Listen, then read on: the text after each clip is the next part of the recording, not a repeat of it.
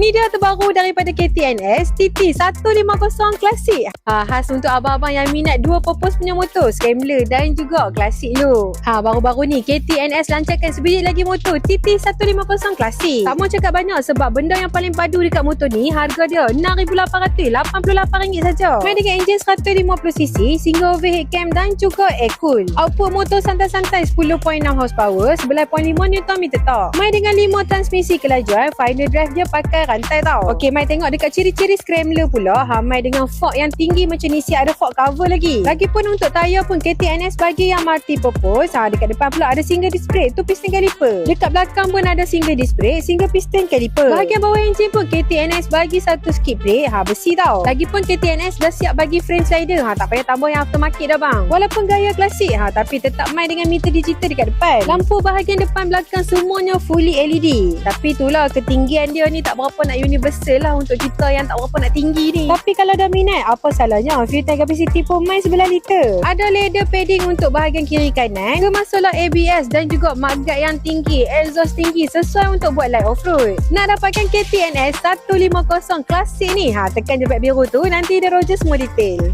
So, perasa macam nak berbayar ke tak motor klasik RM6,888?